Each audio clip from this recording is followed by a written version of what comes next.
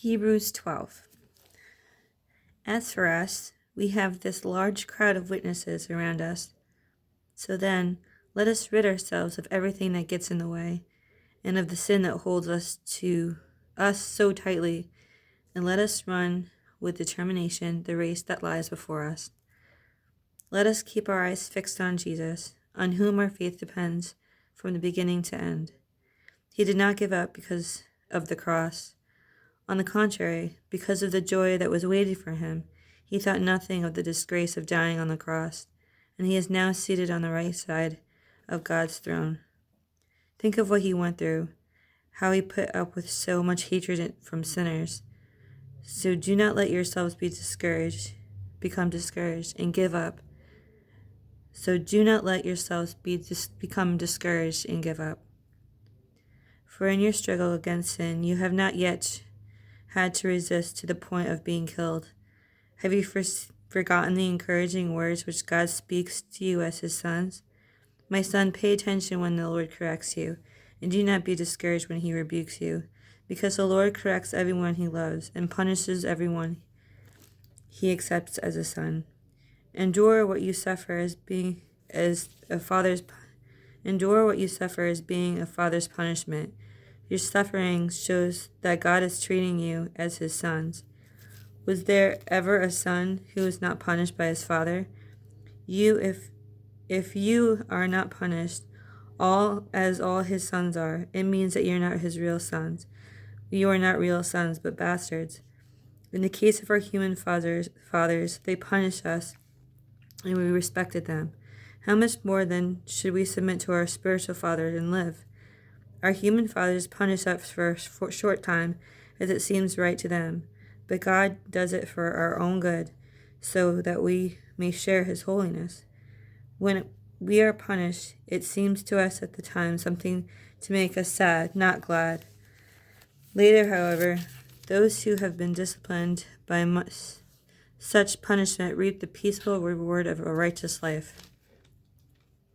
Lift up your tired hands then, and strengthen your trembling knees. Keep walking on straight paths, so that the lame foot may not be disabled, but instead be healed. Try to be at peace with everyone, and try to live a holy life, because no one will see the Lord without it. Guard against turning back from the grace of God. Let no one become like a bitter plant that grows up and causes many troubles with its poison. Let no one become immoral or unspiritual like Esau, who for a single meal sold his rights as the older son.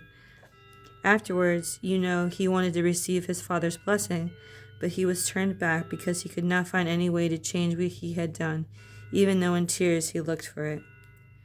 You have not come as the people of Israel came, to what you can feel, to Mount Sinai with its blazing fire, the darkness and the gloom, the storm, the blast of a trumpet, and the sound of a voice. When the people heard the voice, they begged not to hear another word, because they could not bear the order which said, if even an animal touches the mountain, it must be stoned to death. The sight was so terrifying that Moses said, I am trembling and afraid. Instead, you have come to Mount Zion, to the city of the living God, the heavenly Jerusalem with its thousands of angels.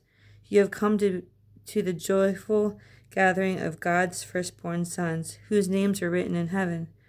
You have come to God, who is the judge of all mankind, and to the spirits of good people made perfect.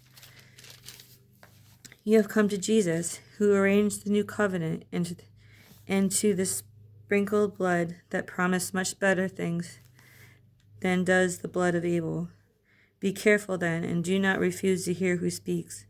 Those who refused to hear the one who gave the divine message on earth did not escape. How much less shall we escape then, if we turn away from the one who speaks from heaven? His voice shook the earth at the time, but now he has promised, I will once more shake not only the earth, but heaven as well.